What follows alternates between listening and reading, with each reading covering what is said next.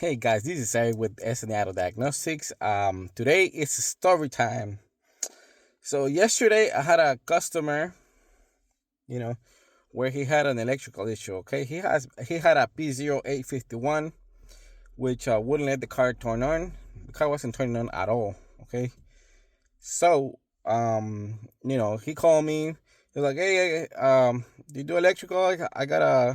I had a mechanic come and check the car. He couldn't make it run. I'm like, okay. No problem.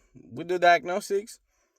Uh, we do have a charge fee when it comes to electrical. It'll be a level 2 diagnostic, which will be 200 to $250. If you wanna if you want us to do it, we'll diagnose the vehicle and go from there. If you don't, it's fine, no problem. So customer agree. He's like, okay, as long as you can figure out the problem, I don't mind.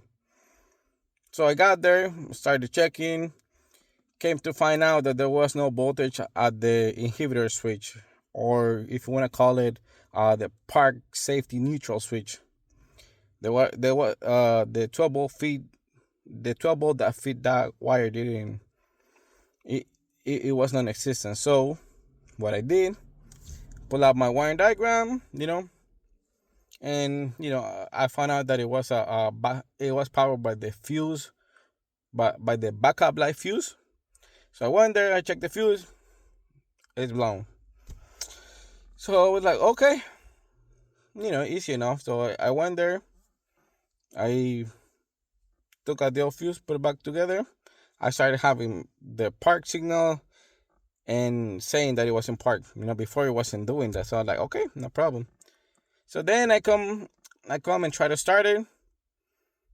It will click, but it wouldn't completely start. I'm like, what the hell? So I started checking. I went to the starter itself to see if there was some kind of issue. Indeed, it was the connection, the signal wire where the starter goes. It was completely corroded.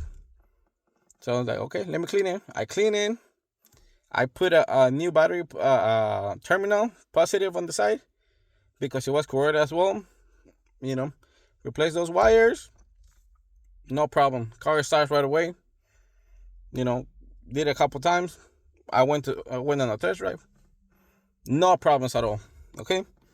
So, what's the story here is that, sometimes people think that a diagnostic is expensive, but honestly, had he just bought the inhibitor switch, the switch itself is $450.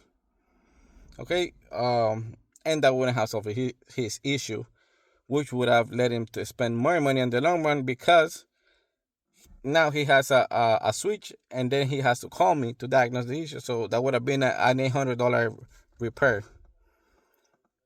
Okay, so anyway, so I charged him $200 for the diagnostic, and another $200 for the battery terminal, and cut and put the wire on the terminal switch. No problem. The guy was happy. Even he told me, you know what? Hadn't I call you, I would have just replaced the switch and the TCM, and I would have been probably like $800 deep in the hole. So for those people that think the diagnostic it shouldn't be charged, no, you have to charge it because it takes time, man. It takes time. Your study, know your word. So that's the story. For those mechanics that do diagnostic for free, don't do it, man. It's not worth it. You have to charge what you know. Otherwise, you're just gonna be sinking in the hole. Anyways, we're business. Everybody does business differently. In my case, I charge for whatever I do.